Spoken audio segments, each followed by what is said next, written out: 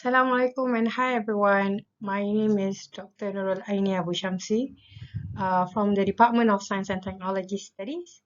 So I'll be your facilitator till week 13. So this is PBL slot 2 on Tuesday from 10 to 10:50 a.m. at BMJ, Bilik Mesyuarat Jabatan, Jabatan Sains and Technology, Jabatan Pengajian Sains and Technology. Um, so yeah, I could not make it for your PBL today because I'm on conference leave. So I'm attending conference at the moment. So I'm leaving you with this, pre-recorded video to guide you, at least for this week. I'm going to see you again in week 2 and the following weeks. So this is basically what the whole PBL is all about. What are the expected outcomes? What do we expect from you, as well as what are the things that you need to do, and at least what are the things that you need to do for today. So before we start, I think it's important for you to understand what is PBL. It's basically a problem-based learning. It is centered It's a student-centered approach where students actually learn about the subject by working in groups to solve an open-ended problem. So we usually use complex real-world issues as the classroom subject matters, encouraging students to develop problem-solving skills and learn concepts instead of just, traditional classroom where you just listen and absorb facts. So what you need to do in this class is basically, since there are 6 of you, based on the number registered, I found usually I will get about 10 to 20 students, but since there are only 6 of you, I would recommend that we only have one group for this PBL session. So all of you are in one group, okay? So you will be given a case and you need to study the case. The steps to make the ethical decision, you can refer that in week 2 lecture, if I'm not mistaken. If it's not week 2, you can have a look on whichever lecture that discusses about the steps in making the ethical decision. And then you're going to discuss and delegate the task among the group members. And you have to attend the PBL session. It is necessary to complete this assignment because every week we have a different task, right? At the end of this semester, we expect you to come up with a poster. So this is a poster format. I believe, and I have checked on Spectrum, it is provided on Spectrum. So you can go through, the guidelines given on Spectrum also here. Nevertheless, there are some examples provided as well on Spectrum. So have a look there. And I think you can probably produce a better and even good looking poster compared to the examples given. So there is 2 session of presentation. One is pre-poster presentation. This will be held in week 7. It's going to be done physically. Previously we do have some online, some physical, but for this semester we're going to do it on physical. So you're going to present your poster in BMJ, Bilik Mesyuarat Jabatan, where your PBL located at. It's going to be 10 minutes of presentation, 5 minutes Q&A. And then you're going to have your final poster presentation in week 13. What is it? I think that week 13 is called as poster week. It's also in conjunction with the Science Communication Week, if I'm not mistaken. So you will be printing out your poster, I think in A5 size, and then it will be posted on the softboard. If I'm not mistaken, we are planning to do your poster exhibition in Dataran Science. So you'll be presenting your poster there, and there probably more than one assessor. We'll see how it goes, but at the moment, that's the plan. If you have questions, what are the differences between the pre-poster presentation and the poster presentation? Basically, the pre-poster presentation is so from now it's week 4, right? So from week 4 till week 7, you'll be given, every week you'll be given different tasks that you need to complete. And then that task will help you to produce that poster. in week 7, I think you don't, in my opinion, you don't have to print out that poster for the pre-poster presentation. Just present me an online draft poster. It could be in PDF form, it could be in, image form. Then you can present it in the BMJ, and then I will give some feedback. It's very important. You need to address all my feedbacks based on the poster that you presented. I'll be giving you some question if I don't understand things that you mentioned in the presentation.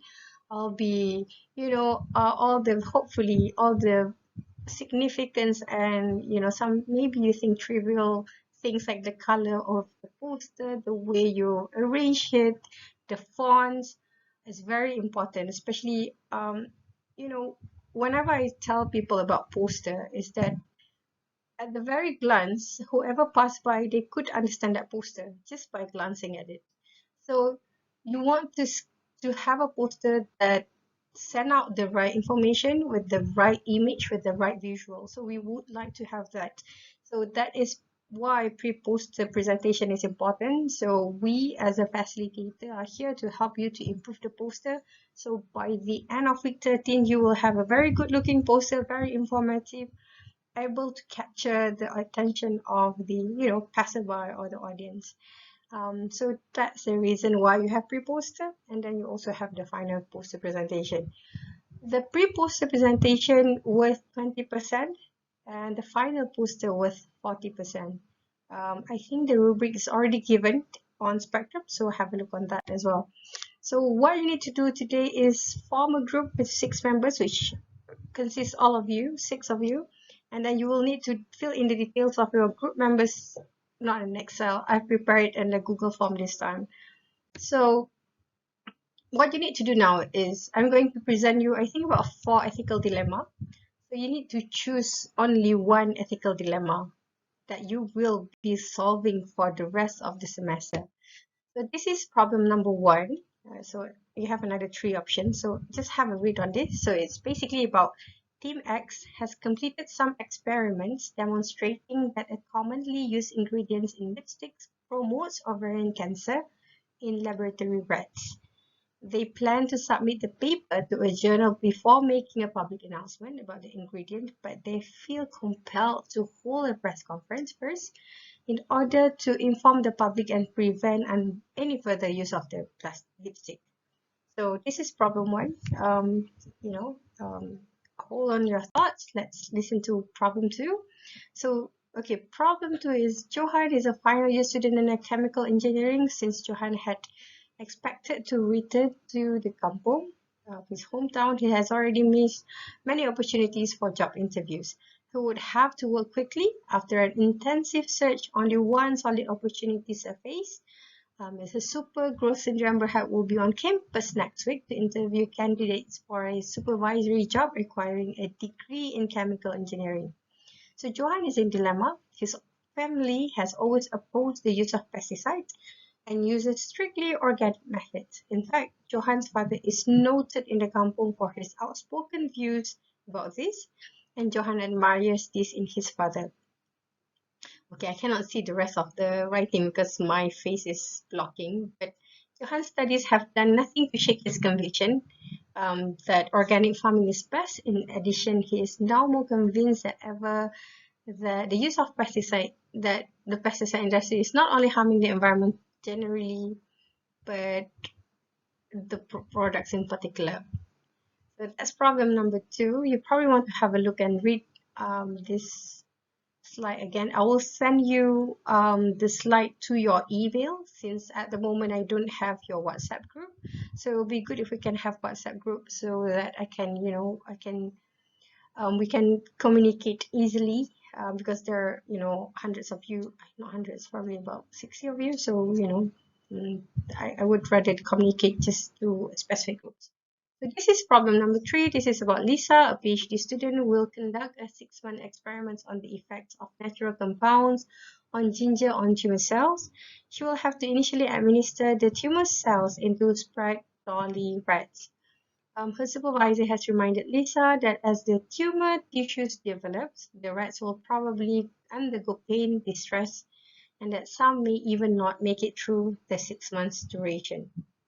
Okay, so that's problem number 3, and this is your final option, which is about Dura, a first year student. She passed through a hallway at the biology department and wasn't happy to see a rabbit in a cage with a size that only allowed it to lie down. This was just outside the door of an assigned final year projects laboratory. Being an animal lover, she went in and expressed her concerns about the rabbit to the senior students in the lab. One of the final year students informed her the rabbit is his experimental animal from which he needed to get daily blood samples. He also casually mentioned that the rabbit did not disturb anyone who passed by and his experiment will only be 2 weeks. Dura is upset over the matter yet scared of bringing it to the authority since she is only a first year student. So those are the 4 options.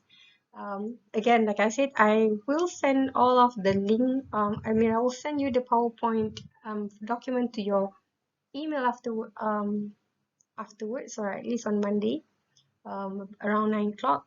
So now what you need to do is, now you know that you guys, all of you are in the same group. So what I need you to do is to click on the link and write the details and finally choose one ethical dilemma, either problem 1, 2, or 3, or 4. Just choose one and stick to this one till your week 13. And you're going to solve this problem based on our steps on how to solve ethical dilemma that has been taught to you in week 2. Right, so with that, I'm going to leave up to you to discuss. And I will give you a WhatsApp group link, and then you can discuss over there, or you can discuss it later. What I need to do is by week 2, you have decided on which problem that you would like to solve. Okay, until then, I'll see you in week 5. Bye.